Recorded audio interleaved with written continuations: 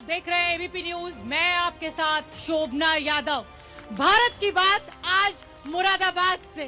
दर्शकों का उत्साह आप देख सकते हैं और मैं आपको बता दूं कि मुरादाबाद वो नगरी जिसको पीतल नगरी कहा जाता है, दूसरे चरण में 9 जिलों की 55 सीटों पर मतदान होना है।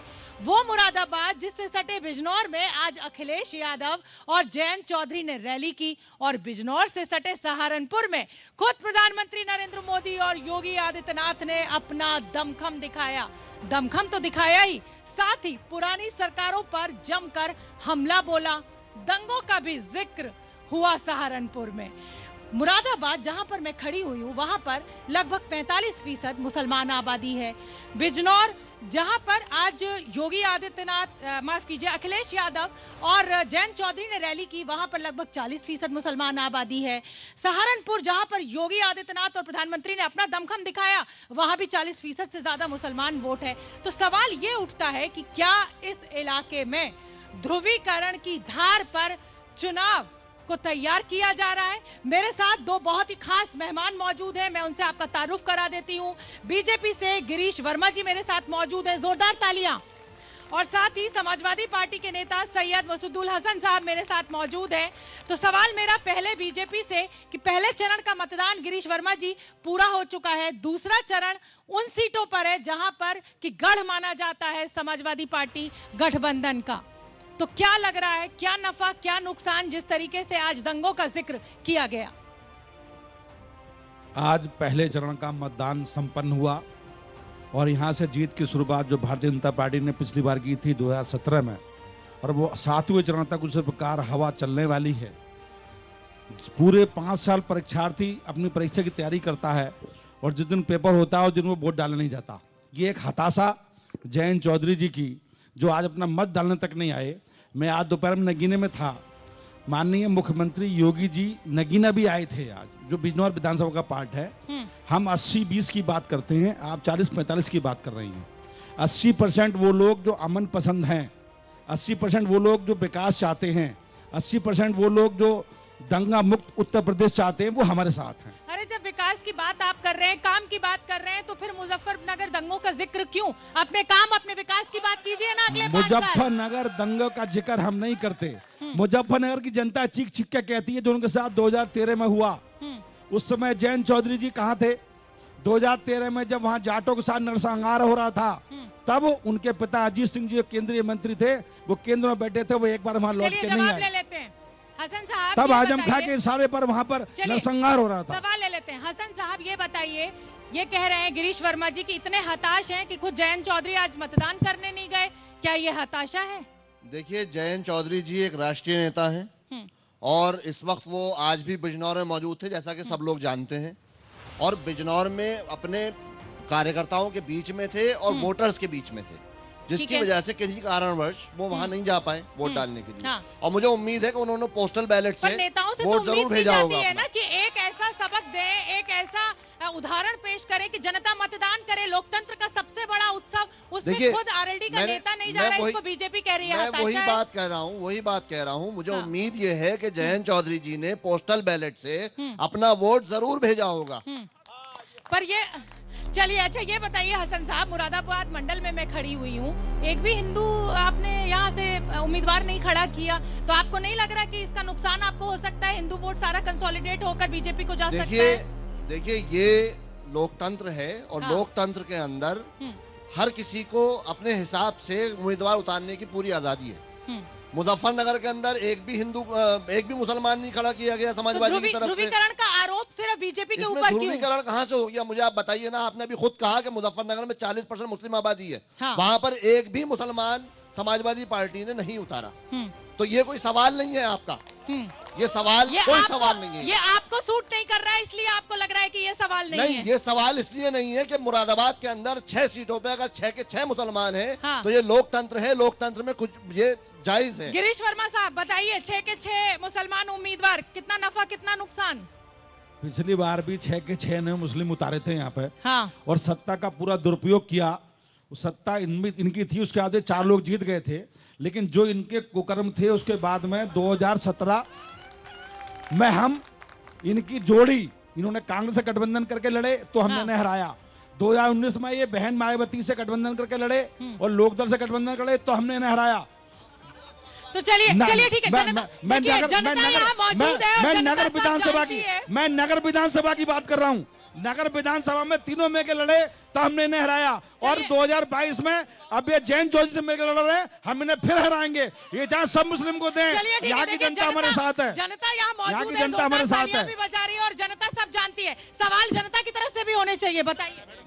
मैं अपने भाजपा के गिरीश वर्मा जी से ये पूछना चाहूंगा, कब तक हिंदू मुस्लिम को नफरत में बांटकर इस राजनीति को करते रहोगे? इतना तो बता दो कि इन 5 सालों के अंदर उत्तर प्रदेश के अंदर कौन सा बिजली का कारखाना किस जिले के अंदर तुमने लगाया है? ये तो जवाब दीजिए गिरीश वर्मा जी। बैठिए सर, बैठ जाइए। छोटा सवाल। अखिलेश जी ने बिजली के इतने कारखाने लगाए थे कि वो केवल 3 जिलों में बिजली की आपूर्ति कर पा रहे थे। अखिलेश यादव ने तो कुछ किया नहीं, इसीलिए उनको जनता ने नकारा था ना। गिरीश वर्मा जी, हमने पुराने संसाधनों से उत्तर प्रदेश में 24 घंटे बिजली दे रहे हैं। जनता ने हम पुराने संसाधनों से उत्तर प्रदेश में 24 घंटे बिजली दे रहे हैं। इन्होंने कारखाने लगाए, बिजली इटावा को देते थे, ये बिजली रामपुर देते थे, हमें नहीं देते थे। आज पूरे उत्तर प्रदेश में 24 घंटे बिजली देते हैं। कारखाने इनके बिजली हम दे रहे हैं, इनके कारखाने से बिजली हमने दी है। देखिए, आपने हिंदू मुस्लिम कब्रिस्तान गर्मी ठंडी कर देंगे, विकास के नाम पे वोट मांगो, क्यों ये गर्मी ठंडी कर देंगे? ये सवाल हो चुका है। आप मैडम, मैं बीजेपी के क्या नाम इनका सर, गिरीश वर्मा जी से एक सवाल करना चाहता हूं। ये कब तक इसे मुजफ्फरनगर दंगों की वो फसल काटते रहेंगे? ठीक है, ये सवाल हो चुका है। मैं हिंदू मुसलमान से हटके बात पूछना चाहता हूं कि मुरादाबाद में पीतल नगरी है, पूरे विश्व में यहाँ का पीतल का उत्पाद जाता है। आप यहाँ के हालात देखिए, यहाँ कितना बड़ा रेवेन्यू हम कमा के देते हैं। यहाँ के पीतल आर्टिजन्स के लिए एक आर्टिजन्स पार्क 8 साल से डेवलप नहीं हुआ, इसकी जिम्मेदारी कौन लेगा? गिरीश वर्मा साहब, जवाब दीजिए। बहुत वैलिड सवाल है, पीतल नगरी एक्सपोर्ट मुरादाबाद से बहुत बड़ा होता है। उसके लिए भारत सरकार, उत्तर प्रदेश सरकार ने बहुत काम किया है। आज पिछली बार से कोरोना जैसी महामारी के बाद जहां 2 वर्ष तक आदमी पूरा खराब बैठा रहा, तब भी एक्सपोर्ट पिछली बार से ज्यादा है। इतना कोरोना के बाद में, जहाँ कोरोना पीरियड में आदमी घर से निकल नहीं पा रहा था, उसके घर पे हम भोजन की व्यवस्था करके दे रहे थे, उसके बावजूद भी एक्सपोर्ट यहाँ जिंदा है। ये बहुत बड़ी उपलब्धि भारतीय जनता पार्टी की। कि आज जितनी जनता मौजूद है, क्योंकि सत्ता में बीजेपी है, इसलिए सवाल भी बीजेपी से ही किया जा रहा है। खान साहब मेरे साथ मौजूद है। एक मिनट बैठिए। देखिए, मैं प्रिंसिपल हूँ यहाँ मैफेयर डिग्री कॉलेज का, रोहिलखंड यूनिवर्सिटी का प्रिंसिपल एसोसिएशन का प्रेसिडेंट। सवाल ये है कि रोहिलखंड यूनिवर्सिटी में 6.25 लाख स्टूडेंट एडमिशन लेते थे। आज की तारीख में कुल 3.25 लाख स्टूडेंट हैं। वजह स्कॉलरशिप का न मिलना, एनएसएस खत्म होना, सारे फंडिंग खत्म होना। क्या सपा सरकार में ये आपको सारे जितने आप कह रहे थे मिल रहे थे? आपको एनएसएस का टोटल पैसा मिलता था, स्कॉलरशिप, फीस, रीइंबर्समेंट पूरा मिलता था। तीसरी बात मैडम, एक सारी चीज कोई भी स्टूडेंट को, मैं डिग्री कॉलेज चलाता हूँ। ठीक है, मेरा अब आपने सबका सवाल सुन लिए। सबको बीजेपी से शिकायत है और जाहिर सी बात है कि जो भी पार्टी सत्ता में है, शिकायत भी सत्ता से ही होगी। हसन साहब, मेरा सवाल आपसे ये है कि आप ये कह रहे हैं कि जीत हमारी हो रही है, बम्पर बहुमत के साथ समाजवादी पार्टी गठबंधन आ रहा है, तो क्या माना जाए कि ये अखिलेश यादव की जीत है या फिर ये योगी की हार है, योगी की गलतियां हैं इसलिए आपको जीत मिल रही है? देखिए, ये अखिलेश यादव जी और जयंत चौधरी जी की जीत है, जनता की जीत है, क्योंकि जनता परिवर्तन करने जा रही है 2022 के अंदर। और जो आज के चुनाव हुआ है पहले चरण का, उसमें जो वोटिंग परसेंटेज ही बता रही है कि बीजेपी का वोटर कितना हताश है और बीजेपी कहीं से कहीं तक आने नहीं जा रही है, हमें साफ दिख रहा है बिल्कुल। चलिए, कोई बीजेपी हाँ, एक मिनट किससे सवाल है? हसन साहब से। हसन साहब, मैं आपसे पूछना चाहता हूं कि आप परिवर्तन चाह रहे हैं, मगर परिवर्तन कैसे आएगा? या तो आपका उम्मीदवार जेल में है या बेल से लड़ रहा है, भूमाफिया और माफिया ही लड़ रहे हैं सारे। आप भाई, जेल में डालने वाले तो आप ही लोग हैं। ये तो बड़ा आरोप है आपके ऊपर। भाई जेल में सत्ता किसके हाथ में? जेल में किसी मासूम आदमी को तो नहीं डाल दिया ना? आपको तो नहीं डाल दिया, सत्ता किसके हाथ में? बताइए, सत्ता किसके हाथ में? नहीं तो सत्ता भाई, सत्ता जिसके हाथ में है वो सत्ता का दुरुपयोग कर रहा है। हसन साहब, बीजेपी सत्ता का दुरुपयोग करके समाजवादी के बड़े बड़े नेताओं को जेलों में डालने का काम कर रही है और ये आज से नहीं, जब से 2017 में सरकार आई है लेकिन तब ये से भी ये काम हो रहा है। हसन साहब, लेकिन बड़ा आरोप समाजवादी पार्टी की सरकार के ऊपर कानून व्यवस्था को लेकर उठता रहा है। मैं भी बहुत इलाकों में गई हूँ, वहाँ हर आदमी ये कह रहा है कि योगी जब से आए तब से कानून व्यवस्था ठीक हो शोभना गई जी, है। आप ही के चैनल ने पिछले दिनों आंकड़े दिए थे जिससे अंदर आपराधिक मामलों में अखिलेश जी की सरकार में 2.5 लाख मामले दर्ज हुए थे और आज की तारीख में योगी जी की सरकार में 4 लाख से ऊपर मामले दर्ज हुए। गिरीश वर्मा जी, आप जवाब बताइए मुझे, गिरीश आपके चैनल ने आंकड़े दिए थे, मैंने नहीं दिए वो आंकड़े। ठीक है, उन आंकड़ों पे बात कर लेते हैं। गिरीश वर्मा जी, आपका जवाब। समाजवादी पार्टी की सरकार में अपराध होते थे और एफआईआर दर्ज नहीं होती थी। लोगों की भैंसे चुराते थे, वो थाने जाते थे, थाने जाकर पिटते थे, आजम खान निर्देश देते थे इन्हें बंद कर दो, जो एफआईआर लिखवाना चाहता था उसे बंद कर देते थे। हमारे यहाँ पारदर्शिता से जो अपराध होता है उसकी एफआईआर होती है, इनके यहाँ एफआईआर नहीं होती थी। हमारे पारदर्शिता से एफआईआर लॉन्च होती है। देखिए हम यहाँ स्पष्ट पर कहते हैं, यहाँ पर जितने लोग मौजूद हैं, मेरी अपील है, मैं आपसे निवेदन करती हूँ कि आप लोग बैठ जाएं और इस तरीके से हूटिंग नहीं होनी चाहिए। वो यहाँ पर मेहमान है इस मंच पर, उनको अपनी बात रखने दें आप लोग और बैठ के अपनी बात करें। लीजिए सवाल। मैम, मेरा ये सवाल है कि ये लोग दंगे की बात करते हैं, लड़ाई झगड़े की बात करते हैं, लेकिन युवाओं के लिए रोजगार की बात नहीं करते। युवाओं के लिए रोजगार, ये बहुत बड़ा मुद्दा है वर्मा साहब, और इसी मुद्दे पर युवा आपसे बहुत नाराज हैं। इस समस्या को कैसे साधेंगे?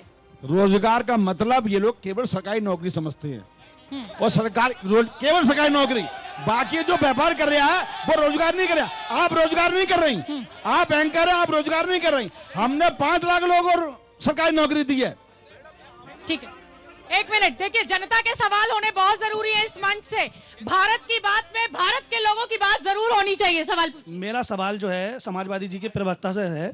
समाजवादी की जो हमारे अखिलेश यादव जी हैं वो सत्ता में आने के लिए बहुत पागल हो रहे हैं, लेकिन मैं बस एक ही सवाल पूछना चाहता हूं। शब्दों की मर्यादा से बाहर ना आए, शब्दों की मर्यादा से बाहर ना आए आप, शब्दों की मर्यादा से बाहर ना आए। पहले सुनिए, मैं इनके सवाल का कोई जवाब नहीं दूंगा। ठीक है, आप लोग बैठिए। मैं इनके सवाल का कोई जवाब नहीं दूंगा।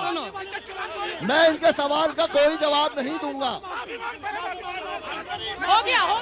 मैं इनके सवाल का कोई जवाब नहीं दूंगा। चलिए ठीक है। देखिए, इस तरीके की भाषा का इस्तेमाल नहीं होना चाहिए। उन्होंने माफी मांग ली है। ये देखिए, ये गलत है। आप आगे आइए। उन्होंने क्षमा मांग ली है। नहीं, उन्होंने क्षमा मांग ली है। आप खुद देख सकती हैं। उन्होंने सॉरी कह दिया है। आप डिबेट को आगे चलने दीजिए। डिबेट को आगे चलने दीजिए। आइए, आप आगे आओ। चलिए, डिबेट को आप आगे चलने दीजिए। और देखिए, उन्होंने क्षमा मांग ली है। सवाल तो मेरा सवाल ये है कि देश इतनी बड़ी महामारी से गुजरा है। 2020 में जो हमारा लॉकडाउन लगा था कोरोना काल में, भारतीय जनता पार्टी का एक नेता प्रदेश का मुरादाबाद शहर का। चलिए ठीक है, हसन साहब बैठ जाइए। हसन साहब, मेरे पास वक्त कम है। हसन साहब, मेरे पास वक्त कम है। सवाल ये कि कोरोना की लहर जब पूरा उत्तर प्रदेश तड़प रहा था, करा रहा था, अखिलेश यादव कहाँ थे? तब वो सड़कों पर नहीं थे। ये शिकायत बीजेपी भी करती और लोग भी कर रहे हैं। अखिलेश यादव सड़कों पे होते तो आप लोग ही ये कह रहे होते कि देखिए ये कोरोना फैला रहे हैं। और कोरोना काल के अंदर गंगा के रेते में किसने लाशें दबाई और उसके ऊपर पूजा की चादर पड़ी हुई थी उस कब्र के ऊपर। तो वो जब फजीहत हुई सरकार की तो वो पूजा की चादर तक खींच ली गई। ये तो हालत है बीजेपी की। बताइए आप मुझे। चलिए, देखिए, भारत की बात आज आप मुरादाबाद से देख रहे हैं और लगातार वार पलटवार, चाहे बीजेपी के नेता हो, चाहे समाजवादी पार्टी के लोग हो, तो ये वार पलटवार चलता रहेगा। अभी दूसरे चरण का मतदान होना है, पहले चरण का मतदान निपट चुका है। जनता के भी अपना पक्ष है, अपने मुद्दे हैं। और दूसरे चरण में जिन 55 सीटों पर मतदान होना है वहां पर मुस्लिम आबादी अच्छी खासी संख्या में मौजूद है। सहारनपुर में आज प्रधानमंत्री नरेंद्र मोदी और योगी आदित्यनाथ ने जमकर वार किया अखिलेश यादव और जयंत चौधरी पर। उधर अखिलेश यादव और जयंत चौधरी ने बिजनौर से जमकर निशाना साधा मोदी और योगी के ऊपर। सवाल यह है कि दूसरे दौर के दंगल में कौन जीतेगा? देखिए हमारी ये रिपोर्ट। भारतीय जनता पार्टी बहुमत से सरकार बनाएगी, इसमें किसी को कोई शक नहीं होना चाहिए। टक्कर जो लोग पाकिस्तान के आतंकवादी और फौज के साथ खड़े रहते हैं और अपने देश के जवानों को छोड़कर खड़े हो जाते हैं पाकिस्तान के साथ, ऐसे लोगों के साथ देश कैसे खड़ा हो सकता है? बिल्कुल खड़ा नहीं। मौजूदा विधायक को 5 साल जनता ने नहीं देखा, तो पहली प्रायोरिटी तो ये है कि एक अवेलेबल और अकाउंटेबल विधायक यहाँ पे बने। इस बार जनता तय कर रही है। अब पुराने रिकॉर्ड को तोड़ने के लिए सब जनता बिल्कुल आतुर है। एक बार हमने फ्रंट फुट पे खेला है। पहले चरण के चुनाव ने ये बता दिया है कि 10 मार्च के परिणाम का इंतजार नहीं करना है। 10 फरवरी को ही परिणाम आ जाएगा कि गठबंधन की सरकार बनने वाली है, भारतीय जनता पार्टी का सफाया होने जा रहा है।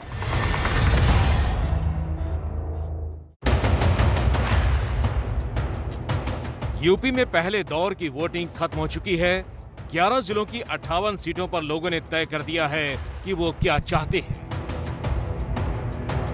सुबह से बूथों पर लोगों की लंबी लाइन लग गई थी। नोएडा, आगरा, गाजियाबाद से लेकर मुजफ्फरनगर, मेरठ और शामली तक लोगों ने अपने वोट डाल दिए हैं। पहले चरण में जिन इलाकों में वोटिंग खत्म हुई है वो इलाका जाट बेल्ट यानी गन्ना किसानों के प्रभाव वाला इलाका है। अब पहले दौर की इस वोटिंग के खत्म होने के साथ ही पूरा चुनाव दूसरे दौर की वोटिंग वाले इलाके पर शिफ्ट हो गया। भारत माता की, भारत माता की। दूसरे चरण के मतदाताओं को प्रणाम करते हुए आपके आशीर्वाद लेकर के आज प्रधानमंत्री नरेंद्र मोदी ने सहारनपुर में आज रैली की और बीजेपी उम्मीदवारों के पक्ष में प्रचार किया। उनके नसीब में सत्ता लिखी नहीं है। उत्तर प्रदेश की जनता ने उनको नकार दिया है और इसलिए बड़ बोले वचन देना, कुछ भी वचन दे देना, हम ये करेंगे, हम वो करेंगे, उनका क्या जाता है। आना तो है नहीं, करना तो है नहीं, बोलते जाओ। आप मान के चलिए, जब कोई बड़े बड़े वादे करता है ना तो समझ लेना वो खोखले ही होंगे, गैर जिम्मेदारी होंगे। डबल इंजन की सरकार जो काम कर रही है उसके पीछे और उसके लिए यूपी में भाजपा सरकार बहुत जरूरी है। मोदी ने सहारनपुर में दंगों का जिक्र करके सुरक्षा का मुद्दा उठाया और बीजेपी को जिताने की अपील की। तो समाजवादी पार्टी के प्रमुख अखिलेश यादव ने बिजनौर में चुनावी सभा को संबोधित कर अपने उम्मीदवारों के पक्ष में प्रचार किया। मौसम उनका खराब है या उनके लिए हवा खराब चल रही है जिन्होंने उत्तर प्रदेश में काम नहीं किया। डबल इंजन की सरकार ने उत्तर प्रदेश में डबल भ्रष्टाचार किया है, इसका जवाब जनता देने जा रही है और झूठ का हवाई जहाज अब उत्तर प्रदेश में उतरने वाला नहीं है। 14 फरवरी को दूसरे चरण में 9 जिलों की 55 सीटों पर वोटिंग होनी है। मुरादाबाद, सहारनपुर, संभल, बिजनौर, रामपुर, अमरोहा, बदायूं, बरेली और शाहजहांपुर जिले में वोट डाले जाएंगे। राजनीति की भाषा में समझें तो पहले चरण का चुनाव जहां जाट और गन्ना किसान बहुल इलाके में था, वहीं दूसरे चरण में चुनाव मुस्लिम बहुल सीटों पर है और इसीलिए दंगों का जिक्र करके इलाके के चुनावी माहौल को गरमाया जा रहा है। एक तरफ सुरक्षा का वातावरण, क्या ये 2017 के पहले था? क्या पिछली सरकारें सुरक्षा दे पाती थी? अगर वे सुरक्षा देती तो फिर कोसी कला का दंगा नहीं होता।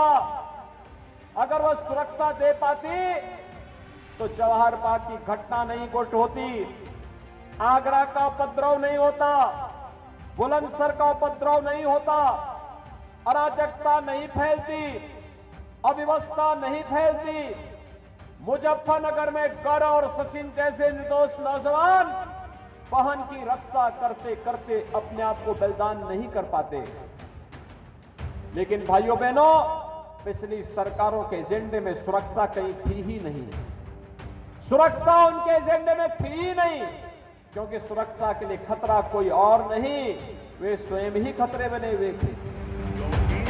जिस इलाके में 14 फरवरी को दूसरे दौर की वोटिंग है, उस इलाके में 2017 के चुनाव में बीजेपी 38, एसपी 15 और कांग्रेस 2 सीटों पर जीती थी।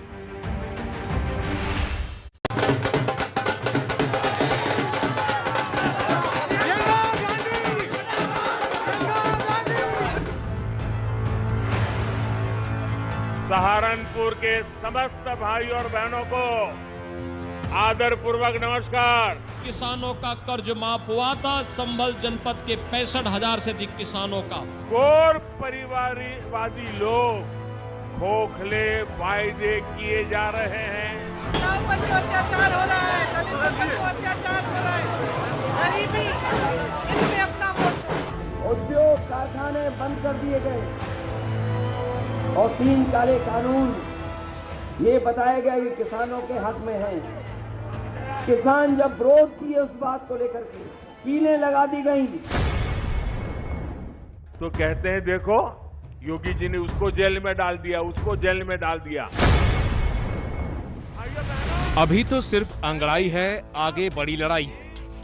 आज तो सिर्फ पहले चरण का मतदान हुआ है, लेकिन जैसे युद्ध के मैदान में अलग अलग मोर्चे पर रणनीति बदल जाती है, ठीक वैसा ही चुनावी मैदान में भी होता है।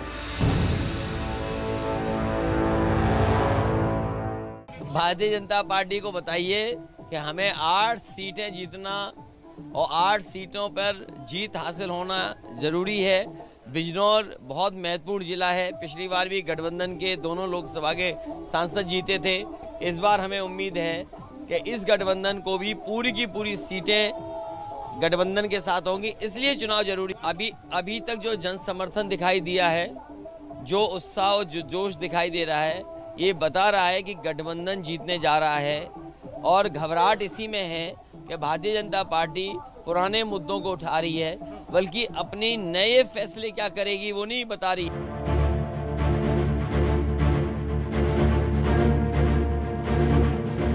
पश्चिमी यूपी में पहले चरण के लिए जिन 58 सीटों पर मतदान हुआ, वहां के लिए जो रणनीति बनी थी वो दूसरे चरण में 55 सीटों पर काम नहीं करेगी, क्योंकि दूसरे चरण में यूपी की जिन सीटों पर वोट डाले जाएंगे वहां मुस्लिम आबादी हार और जीत तय करने की ताकत रखती है।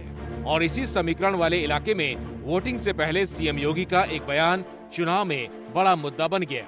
इन 5 सालों में बहुत कुछ अभूतपूर्व हुआ। सावधान रहिए, आप चूके तो 5 साल की मेहनत पर पानी फिर जाएगा।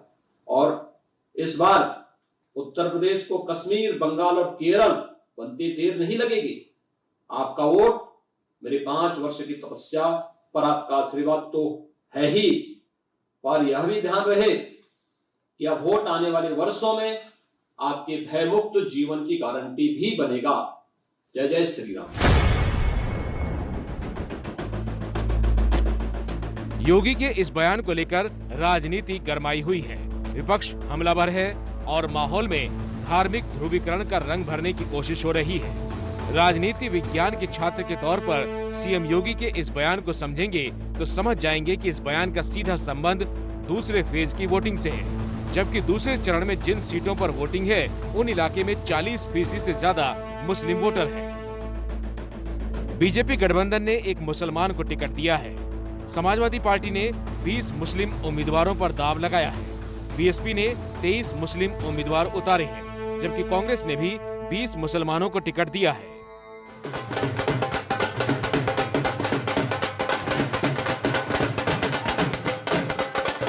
टीवी स्क्रीन पर मौजूद तस्वीर यूपी के रामपुर की है, जहां प्रियंका गांधी साइकिल का पंक्चर ठीक करने वालों से मिल रही थी।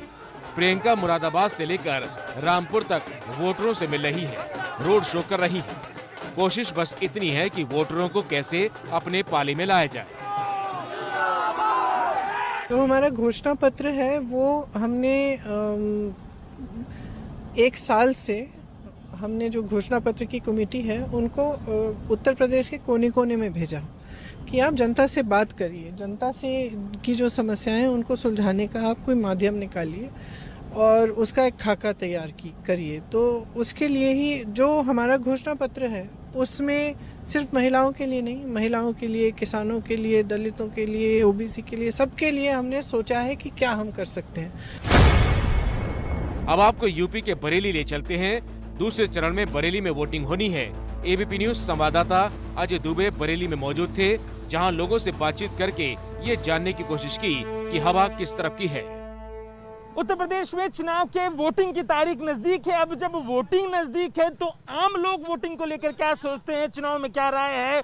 बरेली शहर से एबीपी न्यूज की चुनावी चौपाल, शहर का वो हिस्सा जहां सब्जियां मिलती हैं। सब्जियों के नवरंग आप देखेंगे, हर रंग की सब्जी। और अब ये तय करना लोगों के लिए कि किस रंग के संग जाएंगे इन चुनावों में। बरेली के लोग हमारे संग मौजूद है। क्या भैया, सब्जियों का रंग तो बहुत कड़क है, बिल्कुल दिख रहा है, चमचमाती सब्जियां। मुद्दे क्या है इशू बरेली के लोगों के, क्या है? सब्जी लेने आते क्या बातचीत करते हैं? ये कहते हैं जब जो राम को लाए हम उनको लाएंगे, समझे। अब की बात फिर मोदी सरकार जो पूरा चुनाव को लेकर और पार्टियां कौन कौन सी दिख रही है आपको? उसे तो ज्यादातर समाजवादी भी चल रहा है, योगी की ज्यादा बात सुनी जा रहा है। पहले चरण के मतदान ने चुनाव की गर्मी को तेज कर दिया है। सिर्फ 3 दिन बाद दूसरे चरण का मतदान है। पिछले करीब 10 दिनों से चुनाव प्रचार में गर्मी और चर्बी जैसे बयानों का शोर सुनाई दे रहा था। बीजेपी की गर्मी निकल गई, इलाज बांध देंगे, घुस भर देंगे, क्योंकि गर्मी कैसे शांत होगी ये तो मैं मई और जून में भी इसको बहुत शिमला बना देता हूँ। नलके के बटन, हैंडपंप के बटन को ऐसा दबाओ कि भारतीय जनता पार्टी की जो चर्बी चल रही है, सारे नेताओं की चर्बी उतार दो आप। लेकिन आज जो खबर आई वो यूपी चुनाव में मुद्दा बन सकती है। खबर ये है कि गृह राज्य मंत्री अजय मिश्रा टेनी के बेटे आशीष मिश्रा को हाई कोर्ट ने जमानत दे दी और कल उनकी रिहाई हो सकती है। ये बात स्थापित नहीं हुई कि पुलिस कह रही थी कि आशीष मिश्रा मोनू जब भीड़ हिंसक हुई और आशीष मिश्रा मोनू गाड़ी में मौजूद था, वो उतर के फायरिंग करते हुए भाग गया। तो अगर भाग भी गया, ये गन्ने के खेत में, गन्ना खेत उन्होंने जो वो दाखिल किया अपनी जो है, उन्होंने नक्शा नजरी दाखिल किया, साइट प्लान दाखिल किया, उसमें गन्ना के खेत वहाँ पे कोई है ही नहीं। उनकी स्टोरी ही फाल्सीफाइड है। आशीष मिश्रा लखीमपुर हिंसा केस में मुख्य आरोपी हैं। 3 अक्टूबर को लखीमपुर में थार गाड़ी से किसानों को कुचले जाने का ये वीडियो सामने आया था और आरोप गृह राज्य मंत्री के बेटे आशीष मिश्रा पर लगा था। किसानों से मुद्दा ये उठा कि केंद्रीय मंत्री टेनी जी के बेटे जेल में थे, आज बाहर आ रहे हैं। जिस तरीके कल के दिन वो बाहर आएंगे, जिस तरीके की स्थिति पूरी निकल के आई, कोर्ट का भी फैसला आया है, उसे कैसे देखते हैं? जो सरकार को पैरवी करनी चाहिए थी, सरकार ने पैरवी नहीं की। और मुझे उम्मीद है कि अगली जब कभी भी हाई कोर्ट और सुप्रीम कोर्ट में बात जाएगी तो किसानों को न्याय मिलेगा और जिन्होंने जान ली है किसानों की, जीभ से कुचल करके उन्हें सजा मिलेगी। यूपी के लखीमपुर में चौथे चरण में चुनाव है, लेकिन चौथे चरण वाले लखीमपुर ने जो चिंगारी लगाई है उसकी तपिश दूसरे चरण से ही नजर आती दिखाई दे सकती है। तो फिलहाल भारत की बात में मुझे दीजिए इजाजत। मुरादाबाद से आज इतना ही। कल एबीपी न्यूज की टीम एक नए शहर में होगी। हम बरेली से आपके लिए लेकर आएंगे भारत की बात। देखते रहिए एबीपी न्यूज।